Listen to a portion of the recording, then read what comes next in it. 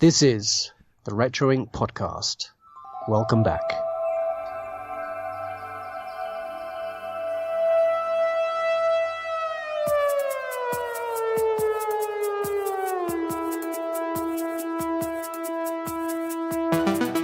You are listening to the Retro Inc. podcast, a member of the Star Wars Commonwealth podcast network.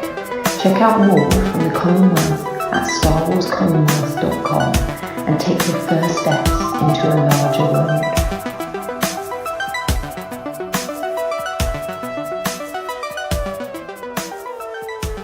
Welcome back to the Retro Inc. podcast with myself, Adam, and my co-host and lovely friend, Andy. Thank you very much, mate. Andy. Hello, mate. How are you? Yeah, all right. We're going to have to work on that. We always tread on each other's heels or don't, and there's a long pause, and neither of us are sure what we're going to do. But yeah, we get there in the end.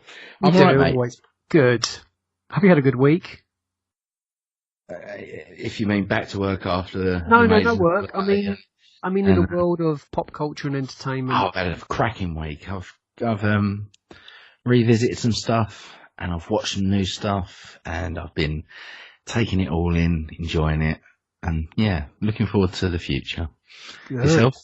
Yeah, lots of that too. Lots of movies, lots of new movies, and I watched actually a little bit of Spaced, which was very odd because we messaged each other earlier, and there was a little reference to it, which I thought was quite weird and uncanny. It's that old. It was almost a Cornetto moment. It was indeed. Every time I go to the shop and I say to my wife, do you want anything from the shop? Every time I'll have Cornetto. Yeah. There is one thing I want to do before we start, and that's a big happy birthday to Mr. David Donovan for last week. Happy birthday, David, for last week, mate. Happy birthday, mate. If we get enough people, if we start actually doing this often, I'll start singing happy birthday to him. We need shout-outs as well. That's always good, isn't it? Where people sort of send their shout-outs. Yeah, just send it in as a voicemail and I'll just play it. Yeah, yeah. So, right, tell us what you've been watching, man. Well, I'm gonna start with Iron Man, because I spent a few days rewatching the Iron Man trilogy. Now, originally my intentions were to go back to the start and watch the Marvel films in order, leading back up to Infinity War, to take it all back in, after Infinity War, retrospectively go back and watch them to see how it's changed that landscape of those movies. And I can tell. Why did you stop there? Why did you not do the whole run? Why did you not do that? I only started on Friday. It's Sunday. I've done pretty good, to be fair.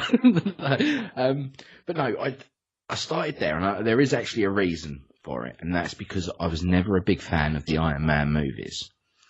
And my intention was to watch number one, then it's the Hulk, isn't it, I think, afterwards. And I watched number one, and I was really pleasantly surprised that Infinity War has retroactively changed its past movies' story, like patterns and its whole arc. It puts everything, it recontextualizes it into a different narrative. It's really clever, and I've only noticed this going back now because you see the character progression of Tony Stark is so subtle, but it's done really well. And I mean, I don't know if it's because I watched those three movies back to back, but I never intended to. And after watching one, I needed to watch number two, and so on and so forth. But how can you watch Iron Man, then two, then three? Because there's no cohesion there, is there at all? Yeah, but I know the story, don't I? Which you do. So I know the story. Did it throw you a little bit, or were you cool with it? Did your mind sort of put it all together? Yeah, because I can piece those bits together, with context, and I know the characters well enough after 10 years that I can, Is it a bit like watching Phantom Menace and then watching A New Hope and then watching, Force Awakens? That's probably one order to watch it in anyway. There's many apparently, but yeah. So yeah, how did you find them then on the whole? Fantastic, mate. I really did. I like I say, I watched number one, and I've said it to you before, I've said it on here, I was never a fan of Tony Stark, of Robert Downey Jr., because he's a bit and a bit, he is the ego that's landed. He is a big personality. And I've started to realise, after watching a few things, he's actually probably quite a genuinely nice person. Now, he's made some mistakes in his past. Who hasn't? We won't go down that route. Please don't. He's done his time. It's good. It's fine. It's all good. However, he's just got that bit of an ego. And I always thought it was quite easy for him to play Tony Stark because he was just kind of playing himself. There's a bit of that in there. But I've seen some interviews lately with him, and he's actually changed my opinion quite a bit. So I don't know if that's helped, maybe. But just his character alone, like I say, the change in his character is so subtle through these movies, and you start to see the relationship with Pepper Potts, and it's handled quite well. Well, it is, although it's frustrating because as a romanticist as I am, I want to just see them settle down, get married, have kids. Yeah, it is that, it's isn't like it? 10 years. Yeah. And I don't think it's going to happen, but we'll get to that another day. But yeah, it was fun watching them, and it's actually made me want to go back and do the whole 10 years. And I think I might rewatch Iron Man again whilst doing it. And it made me realise a lot of things like Iron Man 2. I always thought Whiplash was really underserved, and actually retroactively it's changed it to the point where it's actually a very good villain because it gave enough room for character progression for Tony Stark and others. And he was used quite well. I mean, yeah, there are, we could have had a different Whiplash, we could have had it done in a different way, but it works, it serves its purpose for what essentially is a second origin movie, because that's what I did notice with the Iron Man films. As much as the story can be quite convoluted with bits that you've missed out from other films, they are pretty standalone as well. Is Sam Rockwell the second one, or the second one, isn't he, Sam Rockwell? Sam Rockwell's the second one. Yeah, I love that actor. He's a great actor. And amazing. He's cool in it.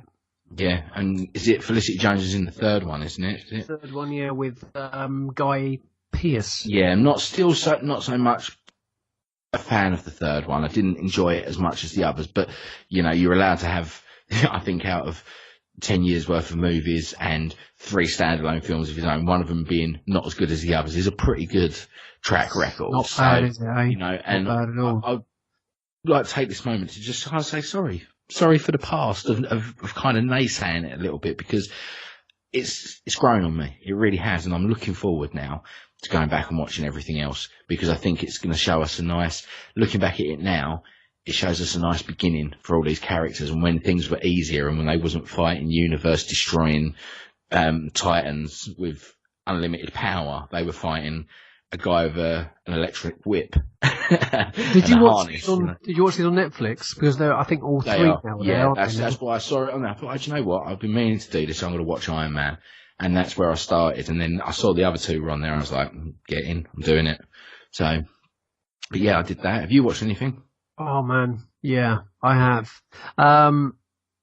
Starting with a fantastic sci-fi movie called Upgrade. Now, Upgrade is set in the near future, and technology controls almost every aspect of life in it. When this character Grey, a self-identified technophobe, has his world turned upside down, his only hope is sort of to revenge on an experimental computer chip called a stem, which is put to the back of his neck. And this turns him into some kind of like super soldier. And it's just, I'm not going to tell you more than that, to be honest, because it's a real thrill ride. I absolutely loved it. It stars Logan Marshall Green, who was in Prometheus. Mm-hmm. It's really, really, really good. A real kind of utopian future, and it's just great, man. It sort of goes on a vendetta, basically. What's the production like on it? The production value? Gorgeous looking. Yeah. Yeah, I mean, there's not that bothers me too much. There's not a massive amount of CG in it at all, to be honest. It's pretty much cool. Yeah, it's which I really loved about it. My street. Yeah. What else? Let's get this wrapped up and I'll go watch it. Ant-Man and the Wasp. Oh, have you seen that? I haven't got around to it yet. Really great. I know a lot of people sort of thought it was a little lame, but you know what? It's such a gentle story, and I really like the way that Ant-Man is sort of progressing. I love the character, the actress who plays Wasp. His name escapes me. You can call her Mrs. Smith soon if you want. Oh, okay. Could you? Because she is the future Mrs. Smith. You know what? Why didn't Evangeline Lilly. Thank you. What I didn't realise was she's also a children's author. She writes kids' books. Is she really? Now that's very interesting because I'm a massive fan of Evangeline Lilly for a few reasons. One of them being Lost, because I thought she was sublime in Lost. She was one of the best parts about that.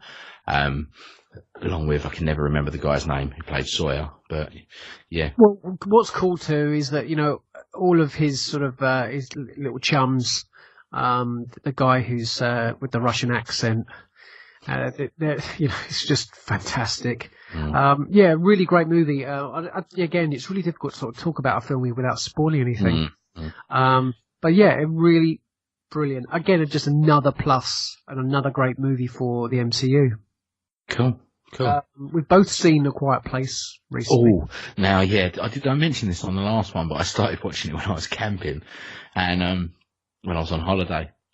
And the wife and my daughter had gone to bed, and I was laying in the front bit of the tent in the little living area because I've got a massive tent, and I had a big rug down, I had my little heater on, I had my headphones in, it was pitch black, silent, about 1 a.m, and I'm watching A Quiet Place. I think about half an hour in before I turned it off, to be honest with you, because I couldn't deal with it. And I went for a little walk and to have a cigarette, and every little noise I was making and every little noise I could hear, and I thought, this film is so clever because it's making me, it didn't put the willies up me in the way of, something like Halloween or, a genuinely sort of horror movie, a sort of run-of-the-mill horror movie with ghosts and ghoulies and things. It was so psychological, and I was walking on the pavement, this little pathway in the site, and it was crunch, crunch, crunch. And you know what it's like in the countryside, complete silence, no light. And I was so conscious of it, and I was trying to make myself more quiet that I moved onto the grass. I thought, why am I doing this? Why? There's nothing around apart from some drunk people that have passed out in a tent and me having a fag at like 1 a.m. But yeah, I got back in the tent. I was absolutely fine. It didn't psychologically get to me where I was worried, but it was one of those that really played on me. And then when we come back from the holiday, Stace wanted to watch it anyway, so I decided that's kind of one of the reasons I turned it off, because I was like, she'll really enjoy this. I've got to stop watching this. I want to enjoy it together. We got back, and on the Saturday night, we watched it together. And, it was sublime. The soundtrack is beautiful. Isn't it? Isn't it really, really good? Yeah. Now I hear that on the DVD release, there is going to be a soundtrack-free version. So, well, let's see how that affects the movie, but I think the soundtrack... I would love that. I would love that. Again, I think they're in the writing stage, aren't they, for a follow-up movie, which is very exciting. It is, but it's one of those, I don't think it needs it. I'll still go and watch it, and I'll still give it my hard-earned money when it goes to the cinema, the second one, because I think it deserves it. But if you want to do something kind of weird, I don't know, it wouldn't really work, but Emily Blunt's character probably turned into someone a little bit like her character in Looper. Living alone, and coping with the world around her. What else have you been watching? I have watched Deadpool 2 finally. Man, isn't it amazing? Mate, did you watch? Hopefully you watched the Super Duper cut. Did you? No, I didn't. Unfortunately, no. It's just the standard. I won't say how. But yeah, I watched it. And I think maybe I got more out of it because a lot of people had obviously been doing that whole, lambasting it. Oh, it's not as good as the first one. It's just more of the same. Now, let's be honest. Most more comic of the book same movies, is good. Yeah, one of the best movies of that year. What was 2016 when it came out? It's one of the best Marvel movies. Yeah, exactly. And more of the same of that, I'm happy for. I mean, if we get Avengers 4, whatever it's called, is more of the same of Infinity War, then crack on. Let's do it. But yeah, I watched Deadpool 2. And yeah, some of the jokes are, you get the TJ Miller bit with the back and forth about you look like a ugly avocado and all of that. We had more of that joke, and there was more of the baby legs rather than baby arm and all of that. There was a lot of repeat jokes, but they work still, and they're funny. And the reason for that is because Ryan Reynolds. Right there, Thanos was one of the greatest lines in that film. Yeah, and what was? Oh yeah. What was the other one? The sun's getting real low, big guy. I was cracking up at that bit. I was like, there's some really good references there, some really good jokes. In fact, and I was talking to Charlie about this, my friend Charlie, and I said to him, people may say it's more of the same, but I tell you what, the story for this movie is so much better than the first one. The first one is very much a gritty, urban revenge story. You know, this guy sets the scene, doesn't it? Yeah, someone hurt him, Deadpool. and he's going after him, and that's Eat it. him up with the mouth. Now we've got. Francis wasn't a big threat. It was just one of those, you knew he was going to be a disposable villain. At the end of that movie, he was going to be done for, and that's cool. But with Cable turning up and the story arc of Vanessa, spoilers, if no one's watched it, you might want to shut off and go back into 5 minutes in the conversation. When Vanessa dies, these are all things that... What does she? Well, of course she doesn't. Nobody dies in a Marvel. Nobody gets rid of Monica Baccarin, mate. I'll have words with Marvel myself about that one. But it was clever. It was a really clever movie, and Cable was brilliant. Visually, it was beautiful. Negasonic Teenage Warhead was brilliant in this one. Fantastic music, again, brilliant soundtrack. Yeah, and I love the use of CGI in this movie because it's not perfect, but they run with it. Yeah, they just run with it. That fight with him and Juggernaut doesn't look fantastic. Not it the doesn't greatest. Doesn't but need does to. Its job. Does its job. And it's so fast paced, most of the film, you don't get time to really get caught up in those issues. You know, I always hark back to X-Men Origins, Wolverine, where he's standing in front of the mirror in that barn house and he pops his claws out. And it really reminded me of, do you remember in Who Framed Roger Rabbit with the singing Frank Sinatra song? Uh-huh. It looks like that to me. I can't get that image out of my head. But at the end of the day, you know, he's a proper comic book character. Proper comic book character. He knows he's a comic book character, and thus he knows he's in a movie and he's being watched and he's talking to us. So, yeah, if it's got those things in it, you know what? That's all good for me, man. I love it. Brilliant. Yeah, cool. So, I watched it again as soon as it dropped into my iTunes library. That was it. And the first thing I did was I watched all the extras, and there's a ton of extras on there. Yeah. It's just fabulous. I mean, they really just give the watcher everything that we want to sort of get, you know, behind the scenes, gag reels, plus just little bits and pieces that just are really funny. You know, there's a sort of a dating video, you know, for his mate, the taxi driver. Abinda, yeah. One of the best Marvel characters there is at the moment, in my eyes. I tell you what, Dopinder and Korg need a duo movie together. That's what they need. I'm pitching it there to Marvel. If you want me to come and write Dopinder and Korg, I'll do it. It could be done, couldn't it? It'd be brilliant. There was one other film I watched this week. What else did you watch? Well, two actually. I watched Highlander last night. Perfect as always. Is it perfect? Yeah, because it's not. It's cheese, 80s cheese. You like Queen, don't you? So I do love Queen. Plus. Yeah. That's a big plus. And I love our Queen. God bless her soul. But I do. I do love Highlander because it's just cheese. It's 80s cheese. It's swords. It's sorcery. It's Christopher Lambert kicking some butt, and the Kurgan is brilliant. You know, it's a great movie because it's not, and that's why I like it so much. But anyway, I watched Justice League again to give it another chance, and I'm gonna try and skip through this one quite quickly because out of 10, before you watched it again, what did you give it? Justice League out of 10, 5. Right, okay, average. Yeah, that's not a bad score. People think it's bad. It's not. 5 means okay. Average. Yeah. Okay. 1's terrible. 10's the best film you've ever seen. 5 is in the middle game. Yeah, it's all right. I watched it. I liked it. I gave it a 5 because it was just visually enjoyable. I watched it again, probably a 6.5. Now, my issue with this is, and I'm going to try and summarise this, and I put this in an Instagram post. It's not that I don't like the DC movies. It's just they're not as good as they should be. It's as simple as that. They're not bad films. They should just be better. Not could be, should be. Okay, and I don't know how they go down that route, and I don't know what they do, but they need to be better. Okay, let's look at what DC movies there has been. So let's start with the 4 Batman movies, the 2 Tim Burton movies, and the other 2. No, I'm talking about the DCEU. Yeah. No, I mean, no. DC movies, they're DC. You've got 3 Nolan movies. You've got Green Lantern. okay, we're not going to count the animated stuff like Batman Ninja. No. Joke, right? So, got that. Then you got Man of Steel, Justice League, Suicide Squad, Wonder Woman.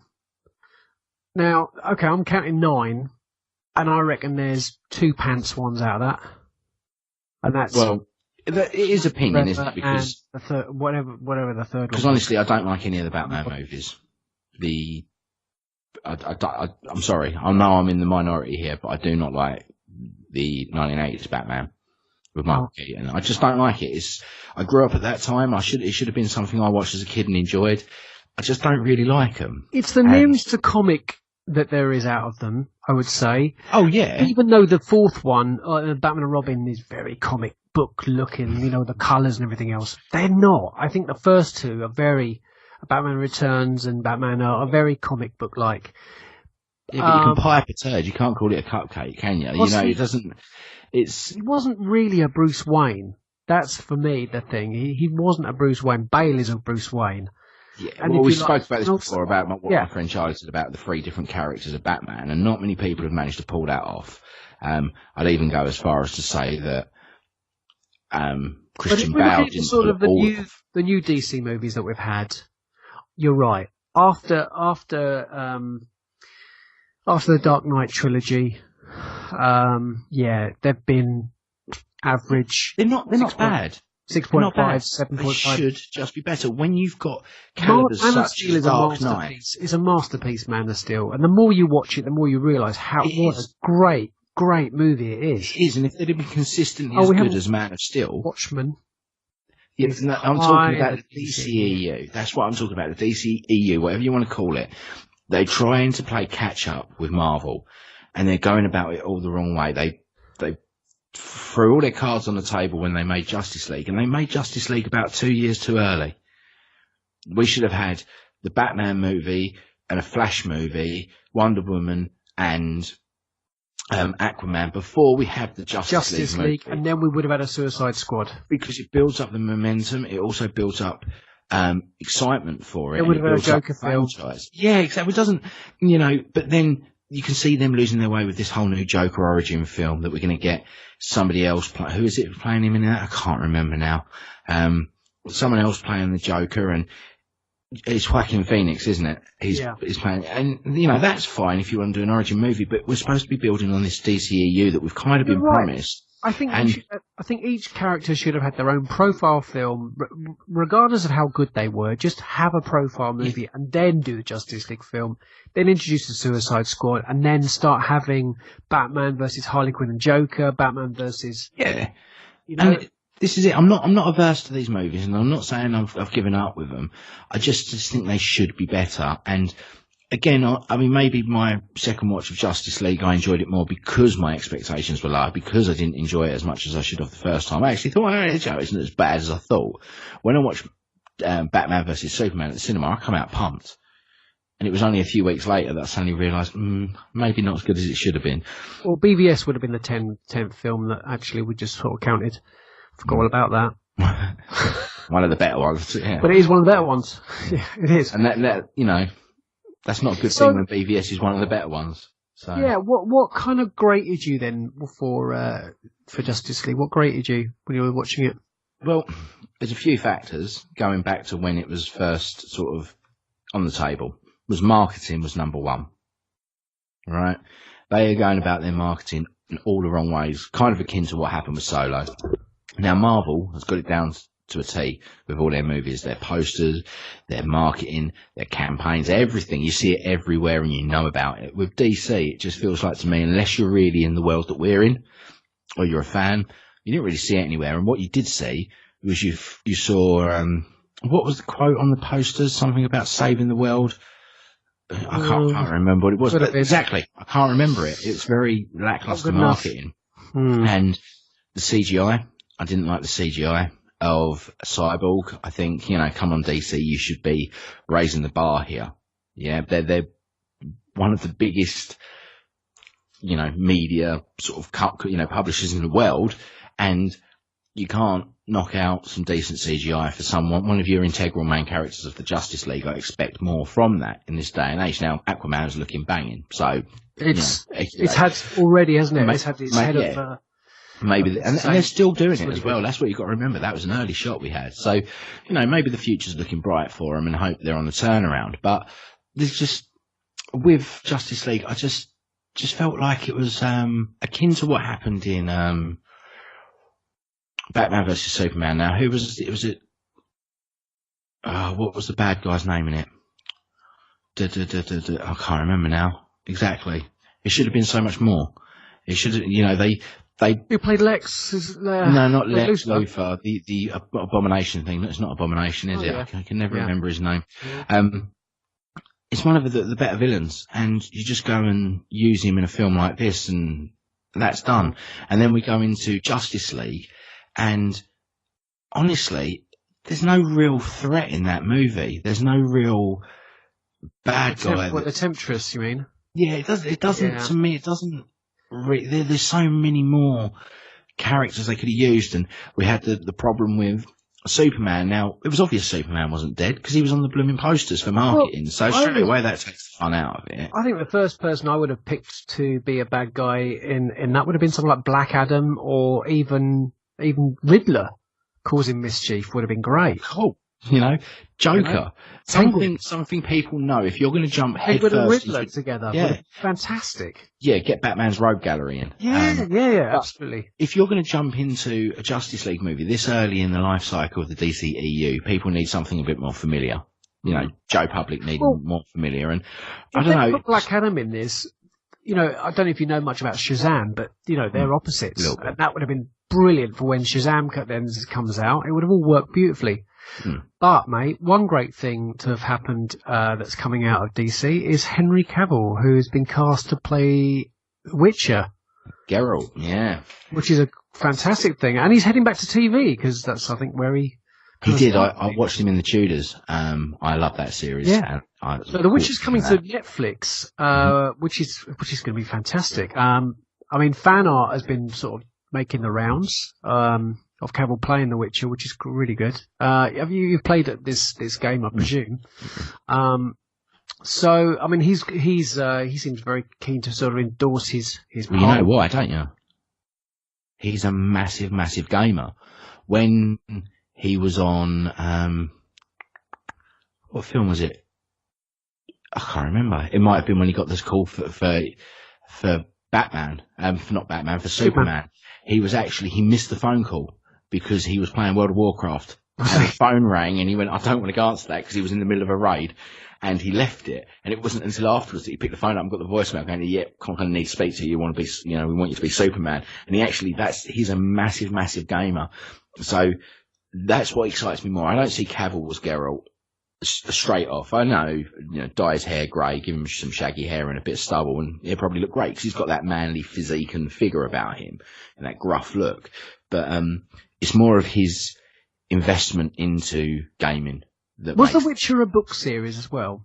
The Witcher is originally, I believe it's Polish, and the stories actually come from Polish books. Mm-hmm. There is a Witcher movie that was made. I think that's a Polish movie as well, and it's not very good. But it's more. I think it's more akin to the more in line with the books than it is the games. And I know I think the author doesn't like the games, so they're kind of two different entities, right? Really. But it's a lavish, beautiful, sprawling masterpiece, especially Witcher 3. For those who don't know what The Witcher is, it's an epic tale of fate and family, isn't it, really? And Geralt of Rivia is the solitary monster hunter who struggles to find his place in the world where people often prove more wicked than beasts.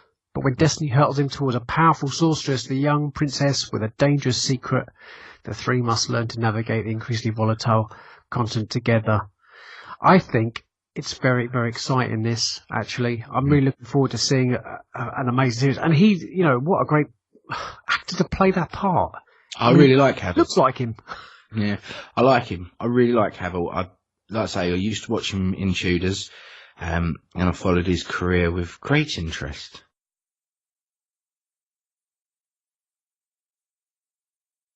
Well, have you seen who's directing some of this stuff? No. Well, the first season of this series will consist of 8 episodes in total. Alex Sakharov, who's directed multiple episodes of Game of Thrones, Black Sails, and House of Cards, will be directing producer on The Witcher.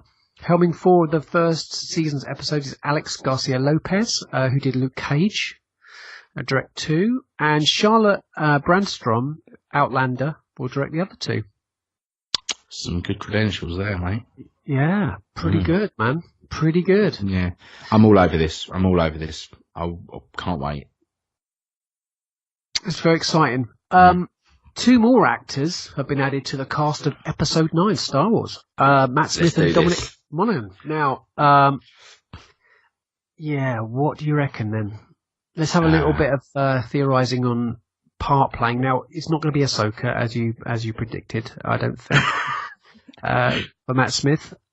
But do you think he's going to play some rebel officer? Do you think he's going to play an Imperial officer? Do you think he's going to be a Knight of Ren? Do you think they'll both be Knight of Ren? I think they're both Snoke. Both of them? And Darth Plagueis. Isn't that whatever? No, it's not now. It's Thrawn, isn't it? They're both going to be Thrawn. Matt Smith, if we were going to go down the Thrawn route, Matt Smith wouldn't make a bad Thrawn. Like, a little bit of hair colour and blew him up and he'll look great. But I don't think that's the case. I don't think we're going to see Thrawn here at all. I think if we're going to choose sides, it's easy, isn't it? Dominic Monaghan will be a rebel. He's been a mate of JJ's, hasn't he? Because he was in Lost. Lost, yeah. I love him. I absolutely love him. What I think is really amazing about this is that we've got the Doctor Who franchise and we've got Lord of the Rings franchise coming into Star Wars, and that's people who I don't really like Star Wars, but I love Lord of the Rings. I don't really like Star Wars, but I love Doctor Who. That I think is a very clever move, man. Yeah, totally. Smith would be First Order, and Dominic Monaghan would be Rebels. I mean, I think you can kind of see that just from their appearance. Matt Smith can look quite edgy if he wants to. Oh yeah. Did you ever see him in this very strange indie movie where I think he kind of came out from? It was a very odd indie movie, very dark. Couldn't tell you what it was called, but he was almost unrecognisable in it. No, I'm not. I'll have to have a look up because I do like him. I watch him in The Crown. I mean, for all we know, he could have a mask on. Well, this is it. Let's be honest. Lupita Nyong'o, sorry, she was, she was mooted for The Force Awakens, and then we got Maz Kanata, and Simon Pegg was in Force Awakens as Unkar Plutt. So there's no could be IG-88, couldn't he? He could be. There's no knowing how these things go. But I think if Dominic Monaghan's in it, his face is too soft. He's too boyish. Even at his ripe age now, he's getting on. He's still too boyish. He's still too angelic looking, really. He's got that really nice, cute face about him. Yeah. I can't see him being a bad guy. And if he is, he's going to be a downtrodden one. He'll be an Imperial officer. Now, the rounds there is one thing I have heard. One theory. I mean, I'm not Mike Zero here. I'm not going to start making things up. But there's one theory I've heard, and that's Dominic Monaghan could be one of, not the Knights of Ren, but one of Kylo's people that he took with him from the temple when he destroyed it. Now, I like that idea, is maybe as a Jedi that's kind of doesn't really want to follow Kylo, but at the same time thinks I'm not going with that nutter who tried to kill him in his sleep. It's, and obviously there's that. The other... Have you seen any of the shots that have been released from this? The elite shots. With the horses and all that kind of stuff. I mean, for all we know, they could just be on this planet. They could just be inhabitants. Well, this is it, isn't it? Joseph Gordon-Levitt was in The Last Jedi. Yeah. And, it was all this, Joseph Gordon-Levitt's got a role, and is the alien saying, they crashed their speeder on the beach, and, and that's all you got. And this is Joseph Gordon-Levitt. He draws me into a movie. If I see that guy's name on something, I'm like, I'll watch that. I think, what's that film? Rush or whatever it is, where it's the cyclist The Courier. I watched that. Why would I watch that? That's not my bag, but because Joseph Gordon-Levitt was in it. And that's what I mean about these names. Like Dominic Monaghan is one of them for me. I think the guy's cracking. I loved him in Lost. I watched a movie. It was like a post-apocalyptic movie with him in it. I really enjoyed him in that. And you're right. It's Star Wars. We could literally have him in it for 2 seconds. You know, and the difference is Matt Smith was mooted to be in this movie in, how did they phrase it?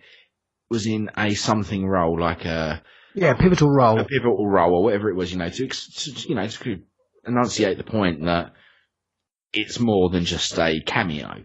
Whereas we haven't had that with Dominic Monaghan. It could literally just be on the bridge, of the rebellion ship, just going, okay, we've got some inbounds, and that's it. That's all we could have from him. So it's always fun though, isn't it? Have you seen any of Resistance, the new animated series that's coming? Yeah. Checked any of that out? Do you like the animation? It's okay. I'm not gonna slate it because any Star Wars is good Star Wars in my eyes. Any more of, let's be honest, we had the Droids cartoon and the Ewoks cartoon. Yeah, they're not great. They're not great, but they're for kids. And if we don't like it, that's fine. I thought Rebels was for much younger kids, but this is for even younger kids. But I'm really looking forward to it because one thing I quite like about it is it just looks slightly anime, just slightly anime, and I like that. It looks really bright, and I'm looking forward to that. I think it's going to be great. The thing is as well, you've hit the nail on the head. It's for kids, right? And that's a great thing because I tell you what, if there's anything out there that can get kids into this fantastically beautiful world, now there's a lot of negativity in it, but we can stay away from that. If anyone can draw any children into that and bring them up in the same world that I've been brought up in, then fantastic, because we should share this beautiful franchise with as many people that we can. And kids out there should have those same memories that we have growing up. And if they go into, episode 15 in 40 years' time when it gets rebooted, and if they go into that with their kids having the same thing that I'm going through now with my daughter, then great, because it's beautiful.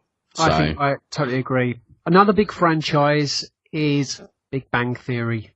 The show's 12th and final season. It premieres on September the 24th on CBS. I don't know how long it'll take before we get to see it all, but the final episode will air on May 2019. The series currently stands as the TV's highest rated comedy, and it's the longest running multicam show in TV history, according to WBTV. By the time it wraps up next spring, The Big Bang Theory will have aired 279 episodes.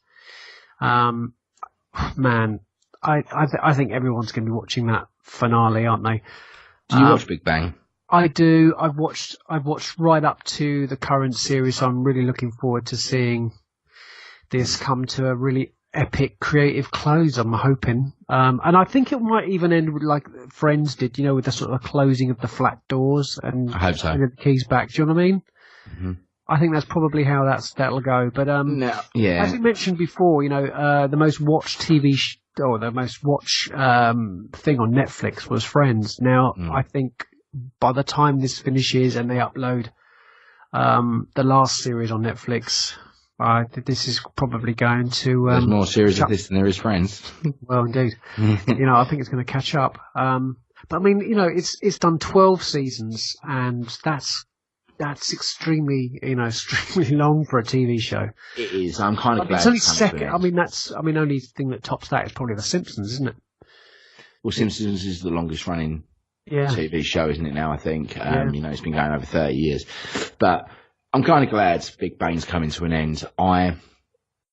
Me and Stace, we've been watching this religiously since it started. When we was back in our old flat, we would watch Big Bang.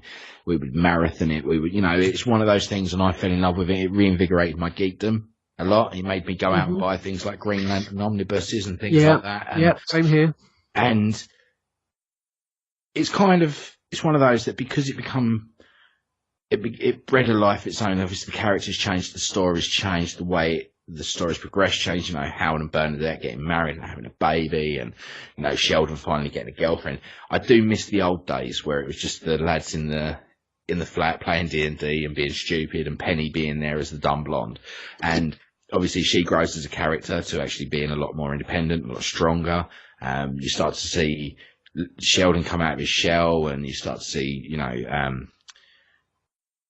Howard become less misogynistic and more involved with Bernadette, and it's a beautiful story, and it's a really nice, it's really nice, but it's kind of run its course in my eyes. It's to that point where if you start dragging this out any longer, it gets silly, because they're still friends living together in a flat, still doing these things, and there comes a point in your life where that would change anyway, which it has, and you've seen that progression in the series, but I don't want that dynamic to change too much, where they're now living in different flats. And it's what happened in Friends. It's exactly that. And I'm glad you brought that comparison in. But in those last couple of series, people started moving out of the flat. You had Monica and Chandler buying that house. And at that point, that dynamic's going to be so different. It's not going to work. So I think what probably will happen, I mean, this is obviously, completely, thrown out there, but I think, we've got two characters that already, don't live in the block. And I, more likely, that we're going to see a pregnancy, and of course then Leonard will move out, leaving a lonely Sheldon, as he's always been, a very lonely Sheldon, and someone probably new to rent that flat with him. What you're going to find, man, because I think your daughter is how old now? Just 5. So my daughter is 11, my son is coming up 13. He's really enjoying Big Bang Theory, and that's what's going to happen, is that by the time your daughter becomes a teenager, they'll be watching it, and you'll be watching it all over again. And just as my daughter now is loving Friends. It's exactly that. I'm glad you made the comparison to Friends, because it's the closest thing you're going to get to a comparison with it, and that's not a bad thing. And on, and it's going to still stand the test of time. There's going to be lots of in-jokes in there that are not necessarily going to be relevant to the time that it was in, but just geekdom, nerdom, and all that kind of stuff. Though, because they talk about a lot of things that we talk about. Indeed. They're talking about Indiana Jones. There's a lot about that in there. And they're things that are 30 years old, 40 years old as they stand in the Big Bang Theory. And the newer jokes they talk about, things like they talk about the one where they're on Ticketmaster trying to get the tickets to Force Awakens, and the cinema thing, trying to get them, and Comic-Con and that. They're timeless jokes, because in 10 to 15 years time, 20 years time, they will be geek humour. And kids will still be gaming. Exactly. What the biggest media platform on the planet? Yeah, of course. Yeah. I'm glad to see it go, but sad to see it go. It's one of those. What if we see in this next series them playing Fortnite? Talking of which, Fortnite has already taken over the world. I see what you did there. Did you make a segue? I like it. It's obviously like the biggest, most played game on consoles, PC, and smart devices at the moment. And, everywhere I look now, when I'm walking about, I see branded T-shirts being sold everywhere, and kids flossing. I learned to do that while I was camping. Did you? Yeah, I spent a bit of time in the evening practicing. I tell you what you'll be able to do in the evening now, man. If you think you can escape playing Fortnite by turning off your Wi-Fi and not playing on your phone, you can now play Fortnite Monopoly. Coming in October, Fortnite Monopoly is coming, Monopoly. And, obviously, Monopoly's been around a long time. And do you know how old Monopoly is? No. Well, Monopoly was derived from the landlord's game created by Elizabeth Magie in the United States in 1903. 1903! Now I'm going to make that 83 years. That's incredible, isn't it? It was first published by Parker Brothers in 1935. The game is named after an economic concept of monopoly, as we know, and its domination of the market by a single entity. It's owned and produced now by, obviously, American game and toy company Hasbro. But that is incredible, isn't it? 83 years old for a board game. If I make it to 83, I'll be happy. Imagine finding an original copy of that in box somewhere. I don't think one exists, mate, to be honest with you. There's probably one in a museum somewhere. Farthings. Yeah. Yeah. Didn't have shoes, you had sandals. Bob. Yeah. Here's 10 shillings. Yeah, well, yeah, I suppose it didn't matter then, because it was just 10, 5, 10. Even now it's not pounds, is it? So, yeah. Isn't that amazing though? I mean, it's pretty impressive that is that old. It is, but I mean, how many different versions of Monopoly is there? I mean, I think in my house alone, I must have 4 or 5 versions of it. I've got a Family Guy one that I purchased from America. I've got my Phantom Menace one. Yeah. I think I have an original trilogy one. I have a standard edition. I have Monopoly Deal, whoever it is, where you got actual big hotels on there and credit card machine. I've got loads of Monopolies in my house, and there's a game. Isn't there a gaming one where you've got all the like Atari and that kind of thing? There's a Nintendo one. Yeah. There is a Metal Gear Solid one, if you can get hold of that. I know they do ones for your city, don't they? They do like a London, they do a Brighton one. Yeah. The London's the standard. The 40th anniversary, Star Wars 40th anniversary edition. I haven't even opened that. I kept that nicely sealed in. I got mine. Now this is, I remember getting my Star Wars original trilogy one. It's a limited edition one. And I got it. It was my 12th birthday, I think. Did you? And my mum took me to London for the day. And we went up to Hamleys. And we was walking around. And I saw it there on the shelf. It had just been released. And I was champing at the bit. She could see I really want. It was one of those where I was like, I really want that game. You know, I really want this Star Wars Monopoly. And I remember her saying, I think it was just before my birthday, she said to me, I'll get it for your birthday if that's what you really want. And I straight away, I was like, yeah. And I've still got it to this day. I absolutely love that board game. It's got some lovely pewter pieces in it as well. Yeah. I've always wanted to get this frame and have it framed with all the money in a display and everything, but just never got around to it. So, but yeah, great game. Two of the board games that I love is The Adventures of R2-D2 and Escape from the Death Star. These two board games came out around, I would say probably 79 and 78, 79.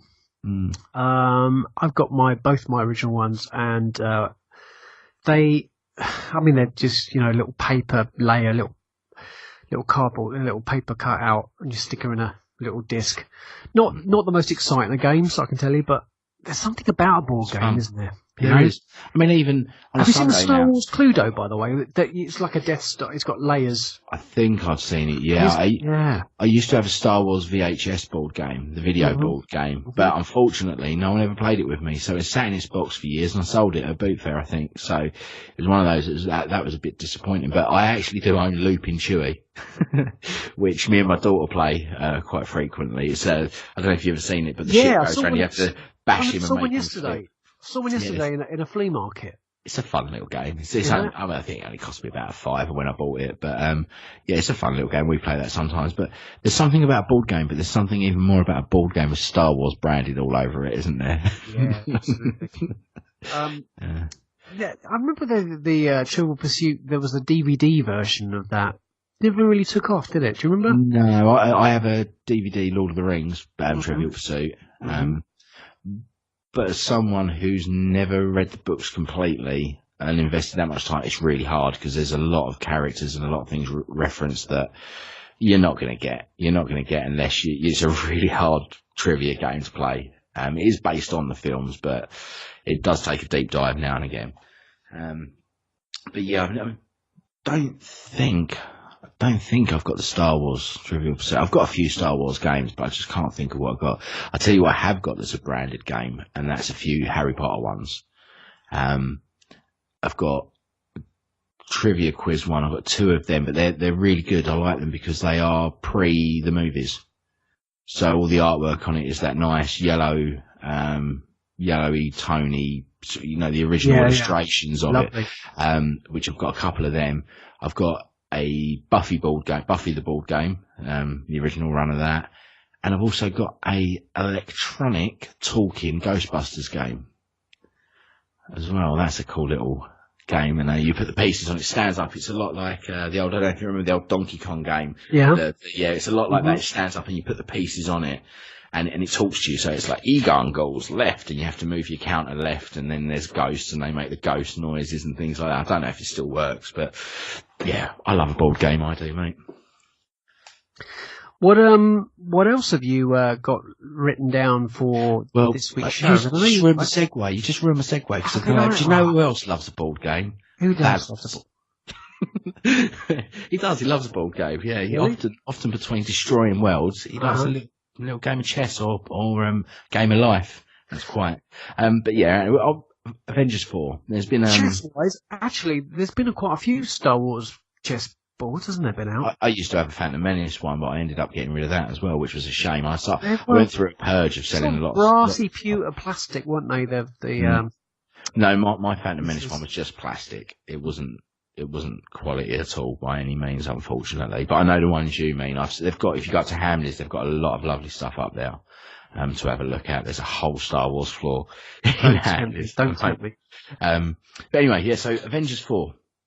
A lot's happened this week with Avengers 4. We're going to go a bit Marvel centric for the next Marvel, but let's go back to Marvel, yeah, because there was also the Captain Marvel photographs. Yeah, but we'll start with Avengers 4 because there's not much because they've just gone back for reshoots, basically, which isn't ever anything to worry about. Every film goes for reshoots, and I tell you what, if they didn't do reshoots for something like Avengers 4, I'd be a bit more worried. But a couple of things. Mark Ruffalo's come out and said that the reshoots are just to finish the movie. That's what they're for. So they're finishing the movie. So that's a good sign because that means that they are nearly done. If they're doing their reshoots, that means post-production's already underway. They're already doing the CGI. They're already doing all that work. They're just going in here for pickups to do some extra little bits and bobs. Now, John Slattery was seen on set. Mm-hmm. John Slattery, do you know who John Slattery is? Yeah, the name rings a bell. Howard Stark. Oh, of course he is. So Howard Stark has been seen on set. That's great news. What that means, I don't know. Does it mean that Tony's going to be going through some stuff and playing up some memories and things like that? There is a post of, I don't know if this is fan made or not. I think it's real. It's of Samuel Jackson de-aged for Captain Marvel. We'll get into that bit, but there's actually one here from Jeremy Renner. Now, I like this, and I just wanted to point this out because this is the way I think most people should deal with internet trolls, right? Because I hate an internet troll, I do, right? But he posted up some shots on Instagram, Jeremy Renner, looking pretty damn suave. I've got to be honest. His new haircut, looking as cool as Jeremy Renner usually does. And someone messaged him on Instagram saying, "Why'd you get your hair cut like a lesbian?" Right? That's shocking. It is shocking. And this is Jeremy Renner, right? At so-and-so. You're my inspiration, Andrew Fine, sir. By the way, your parents DM'd me. They don't like you either. Fantastic. Right? I read that. I was in fits of hysterics for that. A fair play to Jeremy for that one. It's a great return. Renner. It is a great return. And it's how you deal with internet trolls. And you know what? That guy, I don't think, has messaged him back. I've tried to look through the thread, and unless he has since I've read that out. That cut deep, that of course it return, does. didn't it? Yeah. Mate, do one. I'll tell you what, he looks cool, and I was really glad to see him there because I'm hoping that Hawkeye plays obviously he's going to play anything is bigger than the last film, but I hope he plays a bigger part stature, Well, I hope he didn't get cut out from the snap, really. I think it'd be great if he's on his farm and... He didn't get cut out from the snap. They're going to need him in this movie. Yeah. They're going to need him.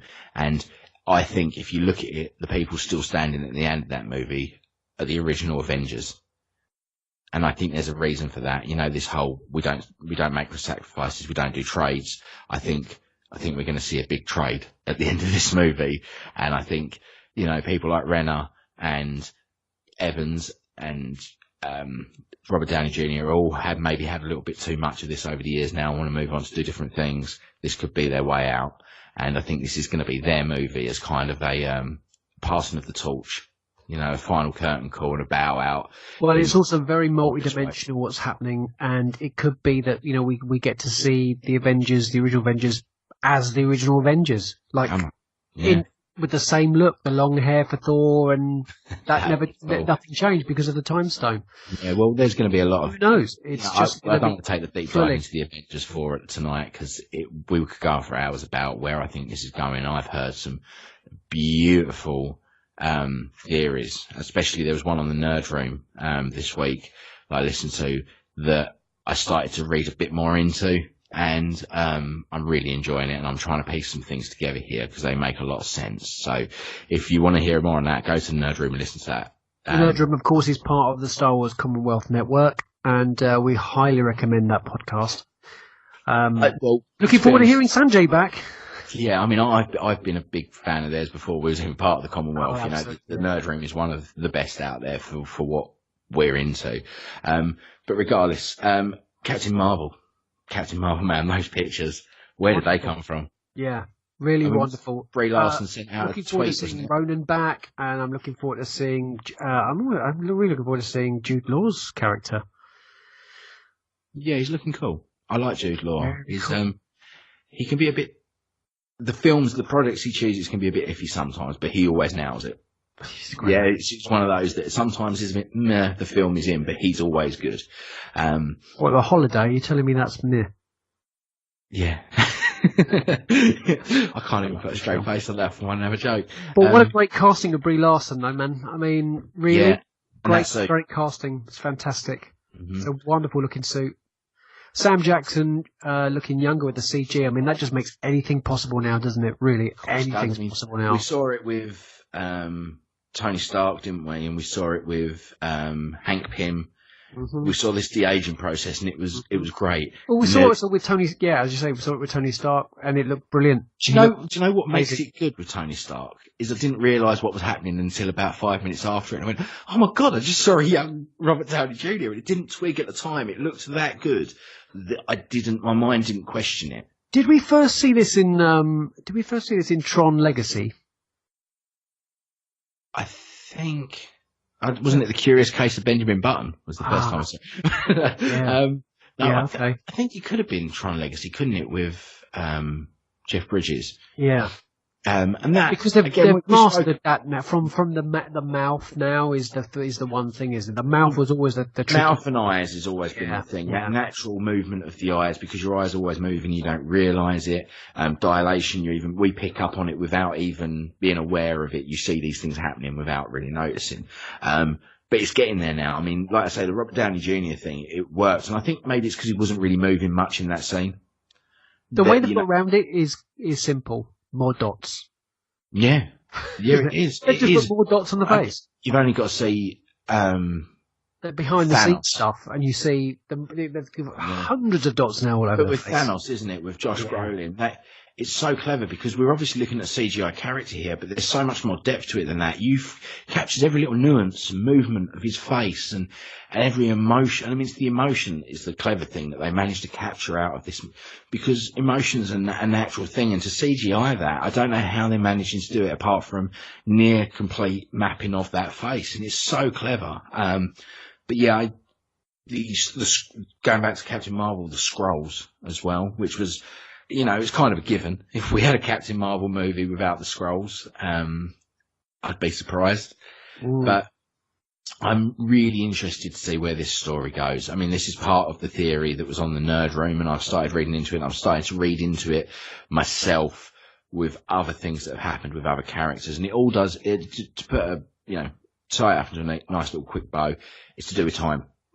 The time stone, and pre-warning them that they needed to call Captain Marvel, and it was the only time they could ever call her was at that point. So it's kind of ties that up into a nice bow as well as why the hell didn't we call Captain Marvel, one of the most powerful superheroes there is. Why didn't we call her many years ago when we needed her for other things? Well, that's because this was the point of that story where that was the one outcome where Kevin Feige he's the man for this. I mean, really. Yeah. They've got the top guy who's been around it all. He's been so deep into the Marvel universe for such a long time. Perfect. I mean, Jeff Johns is at DC. I think he may have sort of stepped down. I'm not sure. But apart from Captain Marvel, we've now got season 2 finale of Iron Fist coming. Now I know you're not a massive fan of Iron Fist, but it's just a very slow moving Netflix series, and I'm really looking forward to seeing what shakes him up in this new series in a major way. I know we've got Colin Wing, who's claiming the power of the Iron Fist, and going to be sort of depowering Danny Reed, I think, and he's going to be sent on some globe-trotting journey to find his new purpose. I'm really looking forward to seeing how this series pans out. More importantly, from what I've seen of the trailer and seen some of the behind-the-scenes stuff, which has been revealed, there's a lot more martial arts in this and a lot more fighting, and we're going to be seeing quite a lot more of Kunlun as well, and where he originated from, the city that he was from, and I'm really looking forward to seeing some Danny Rand doing some martial arts, because that's what it's about, and I think the first series lacked it quite a bit. I've not watched it, to be fair, and that's a lot of the feedback I've heard about season 1 was you've got Iron Fist and there's not much fist. That's it took a while for him to find his chi and get his superhuman abilities going, but I usually have my cheese on the top shelf of my fridge. Do you? Is that where you have it? Yeah. Like a nice mature cheddar. If they've got a vintage, I'll have that as well. I mean, what I'm just trying to avoid your cheesy jokes. I'm trying to, yeah. I mean, I think it's okay to have cheesy jokes briefly. Can you be a bit more mature, please, mate? Just get on with it. So, what I'd really like to see is Immortal Iron Fist in a costume, because I think it's all about the costumes. That's the thing with Luke Cage as well. He's an everyday guy, but you need a superhero outfit, don't you? Really? Yeah, but then they go and do something like Black Lightning, and then you don't want superhero costumes because that just looks terrible. What universe is Black Lightning in? DC, isn't he? Is he? It's a DC character. Oh, he is, yeah. Is he? I thought, whatever he is, he looks terrible. And I tell you what, I saw that trailer and I thought it was a sketch. I thought it was a joke. and then it ended and I was like, oh no, that's real. Oh my God. I'm not watching that. But anyway, yeah. What else have you got in your show notes, mate? A picture of a square box that I've just drawn. Yeah. Usually it's an Ewok. I've seen Chewie sketches while you've been... I've not done one today. My daughter's going to be well upset. I've been giving them to her on a Monday morning. Nice. Oscars, that's the last thing I wanted to talk about. That was the big one. Yeah. Yeah. So a couple of weeks ago, Oscars announced they were doing popular movie as an award. All right. Now, this had its lovers and its haters. It was the Marmite of the Oscars. Well, now I kind of like the idea of it because it does upset me. The Academy. What does that mean exactly? Well, this is the problem, isn't it? Surely the best film of the year is the most popular one. You'd have thought. Well, no, because best movie it's the way the movie's created, isn't it? It's the best movie. It's director, it's everything else. Popular movie. Let's be honest, and this is the annoying thing. This, in a way, this is what people have the problem with. It's been created for Marvel and Star Wars, right? Because Black Panther was never going to win an Oscar, right? Now, I think it may do this year because of this controversy, but then that takes away from Black Panther, because if it does win one now, it's because of this. It's that whole posthumous thing for Heath Ledger that I said about, Yes. He should have won that Oscar, but he was never going to. It's only because he died that he did. That takes it away from him slightly because it's the only reason why he got it. I think that's definitely unfair because, regardless of his disposition, you could still give the guy an Oscar. It doesn't, it could be taken by his mother, his father, his wife, his uncle. If he's played an Oscar-winning performance, then surely he gets the Oscar. Yeah, but superhero movies are never going to get that. The Harry Potter movies were never put up for Oscars for anything. And I mean, okay, they're not going to win Best Movie, but there's set design, there's the costume, there's makeup, there's sounds. I mean, it's John Williams, for Christ's sake. These are. And it's a beautiful soundtrack. It really is. It's so magical. And I know that's cheesy, but it is magical. And it's John Williams. It's what he does. But these are movies. The Marvel movies are never going to be put up for an Oscar. Something like Deadpool is never, ever going to be in contention for an Oscar. It's never going to happen. So they brought this popular movie thing out, and I thought it was quite a good idea, but then I kind of see the negatives as well of it. I see why people don't like this, because it's kind of going, right, well, we're not going to choose you because you're a cheesy family blockbuster, so we're going to give you a different award. And that takes away from those movies. They should be put into contention with everything else because it's 2018 and things have changed. I don't want to watch an art house movie that's in foreign language because it's just pretentious, and that's the only reason why these things win awards sometimes.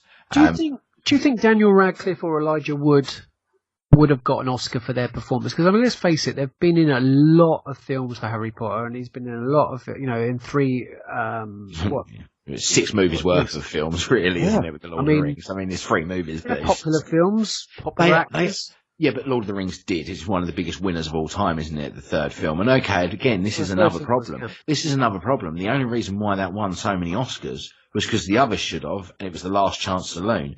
They gave that 11 Oscars for the simple fact that it was for all the 3 films. That wasn't for Return of the King. That was for all 3 movies, those 11 Oscars. And rightly so, they did deserve it. But I think Lord of the Rings... The Russo brothers have done, though, with Infinity War and Avengers 4, They filmed the whole thing all in one go, didn't they? Oh, maybe they did that with The Matrix, but it's just one piece of work, isn't it, Lord of the Rings?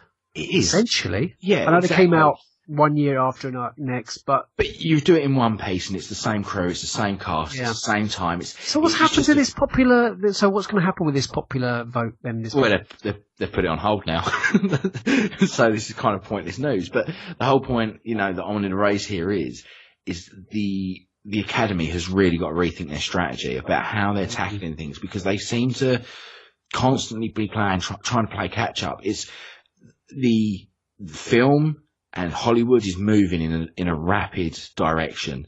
It's changing. The landscape of it is changing so drastically, where black directors like Jordan Peele can win awards, and rightly so. Yes, rightly so, because that film Get Out is a masterpiece. Oh man, and what a movie! We can see young black women such as Lupita Nyong'o win an Oscar. Yeah, right. Rightly so, because her performance was outstanding. And to me, the Academy is, I want to try and attack this in a way that people understand, is a bunch of stuffy old white men with outdated morals. And they do not see that changing of the landscape, and they are so hell-bent on keeping it that way. It's that whole boardroom mentality, isn't it?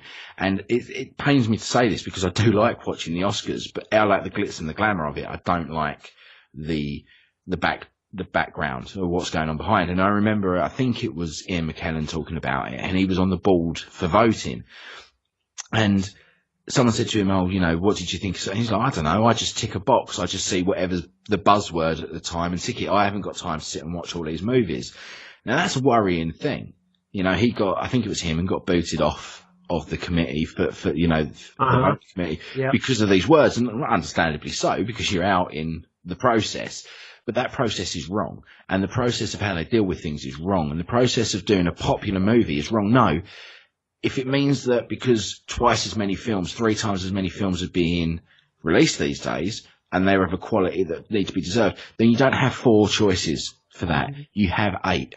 If there are 8 films that are worthy to put into contention for the best director, best movie, best female, best actor, then you need to have more options. And if that's the way it goes, then that's the way it goes. You can't, and it is hard to put, say, 3 Billboards Outside Ebbing, Missouri alongside The Force Awakens, right? Yeah. It's that's like, going, what do you prefer for dinner? Do you prefer, noodles and chicken or sausage and mash? They're 2 totally different things. You can't compare the 2. And that's why it's a really strange thing, the Oscars, to me. I do love it. It doesn't sound like it. I do love it. I do want to watch it. I always watch it. And I always enjoy it, but I enjoy seeing the celebrity. I enjoy seeing the glamour and the fun behind it, and things like this. Where does the Oscars actually finish in terms of where they say, okay, no more movies after this particular date? It's generally the Oscars is generally around sort of February, March time. That start of the year.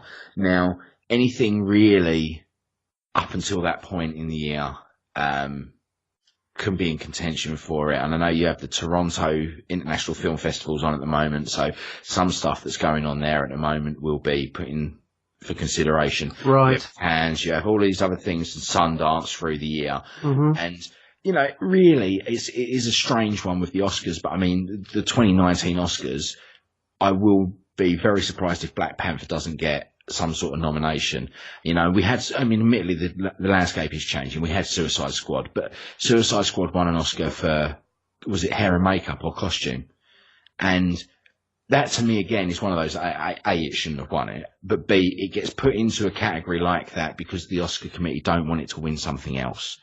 And that saddens me. You know, like I say, Lord of the Rings was a rare example, but I think because of its history and it's a piece of classic literature that is lauded by the many rather than the few, it's a substantial landmark in human history, the Lord of the Rings. You know, it's brought us so much that's a different thing altogether.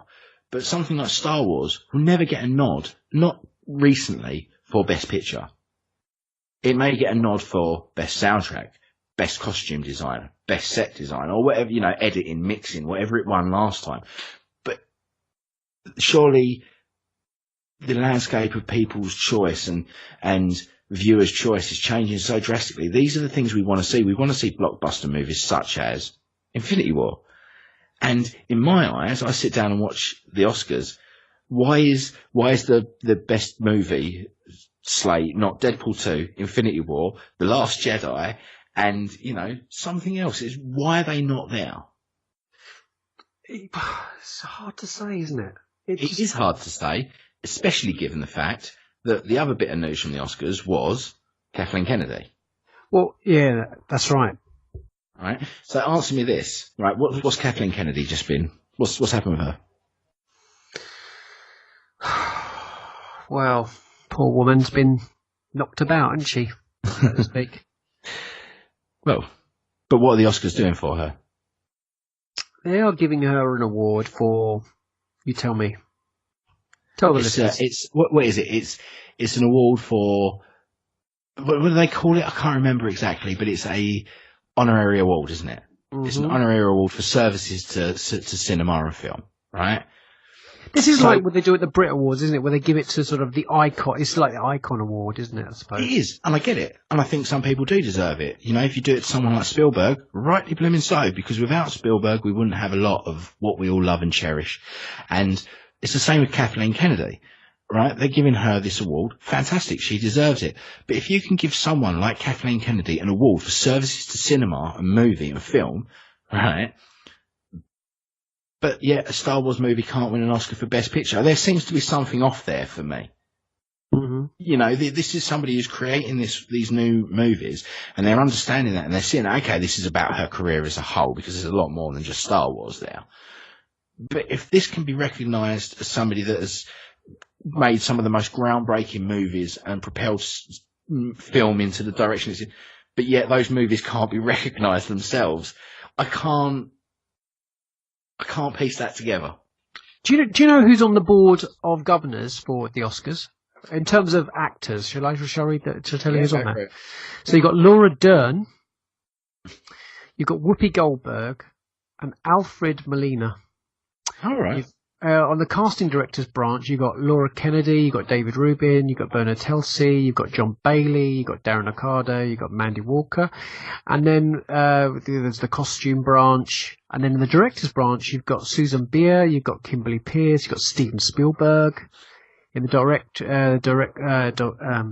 documentary branch, you've got Kate Amand, Rory Kennedy, and Roger Ross Williams.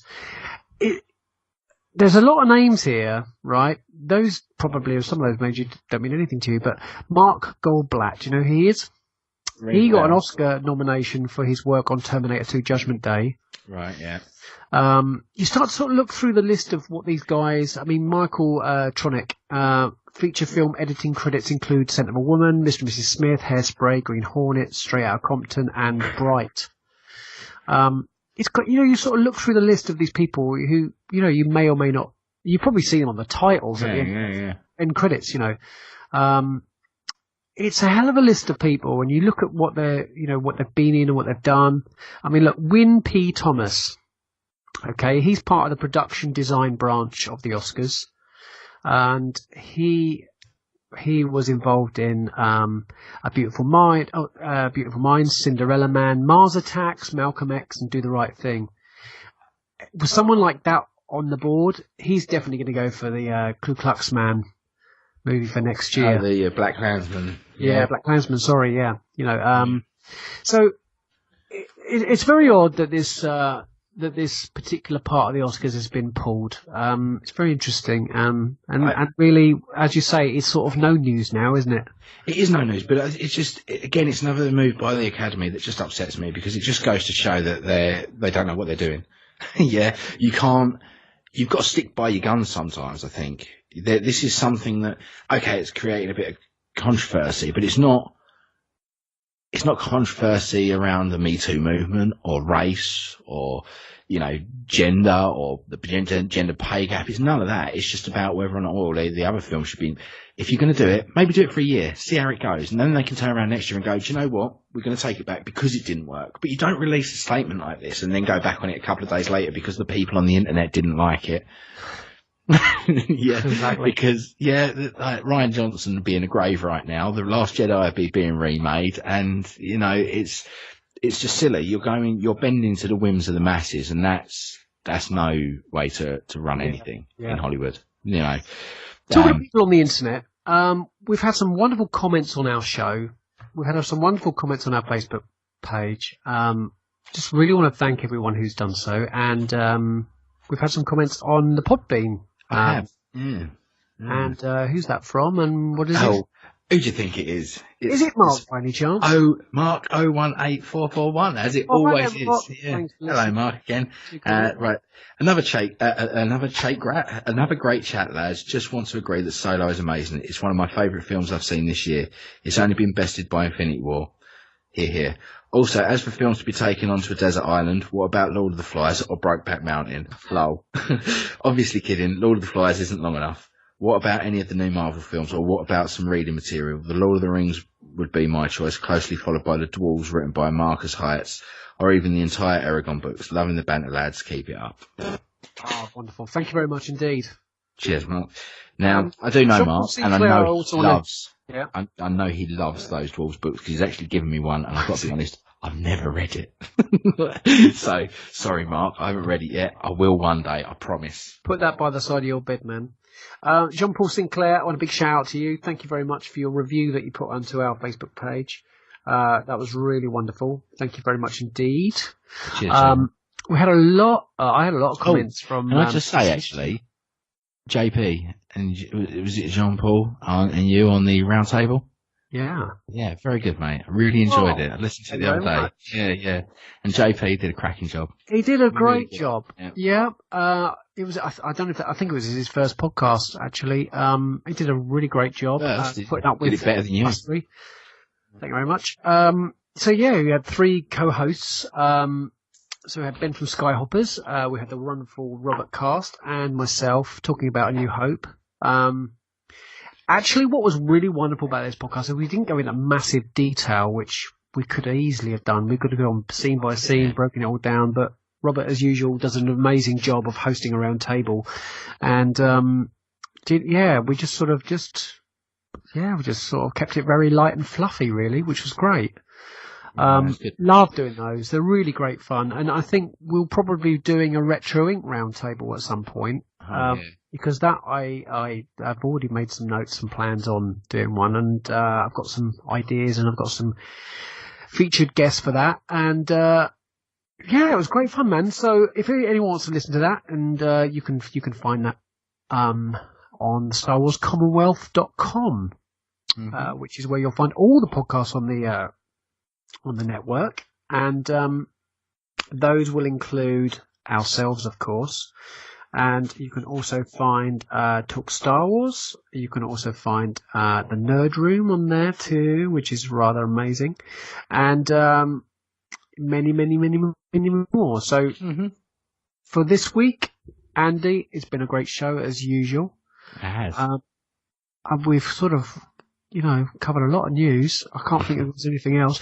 Have you bought anything? Have you spent any money? No, mate. My holiday skinted me. Yeah. Well, I did pick up something today, and I really want to recommend it to you guys. Now, I think this might have been something like episode 3 or 4, and I did a little thing on kind of retro electronic music. Well, one of the bands that I mentioned was a French duo called Justice. Mm-hmm. And their last album was called Woman, and this new album which has come out called Woman Worldwide, it kind of remixed, sequenced, and mixed album, 2-disc set, and Nice. It's kind of like a best of Justice because they've mixed like brand new tracks from their last album with the previous 3 albums beforehand, and man, it is just a sonic ecstasy. It's sonic ecstasy. What I need you to do is get all of their albums and put them together and compare them against each other in some sort of Justice League. Yeah. Okay. So yeah, I picked that up today. I also picked up some of those big figs. You know those big figs, Star Wars big figs? Yeah, it's a Have family you show, ever seen mate. those Be things? careful. Yeah. Well, they're made. They are just giant Star Wars figures, and my wonderful, beautiful girlfriend handed me a couple of those the other day. What ones you get? I've got a Vader who's Nice. I suppose about 18 inches. Yeah, and yeah. Got a tank driver from Rogue One. Nice. She picked those up for me, which is rather cool. No more vintage for me for a while. I'm still left with a few figures, and I mean a few, like 3, maybe 4 now. I'm on 4, and they're all top dollar, so they're going to have to wait. Mm-hmm. And I'm in no mood for selling, but I am going to be clearing out a lot of Marvel omnibuses, so to get some money towards those. Well, when you do, let me know. I will bring some to. Well, actually, we're going to have a meet up, and we've got a big thing planned for October. You and I. So, yeah, we have indeed. So that'll be fantastic. Yeah. Anyway, you have been listening to the Retro Inc. podcast with myself, Adam, and my wonderful friend and co-host, Andy. Rap. Thank you very much indeed for listening. We are members of the Star Wars Commonwealth Podcast Network. Check out more from the Commonwealth at starwarscommonwealth.com and take your first steps into a larger world. Thanks very much for listening, guys. See you next time. Peace. Ciao.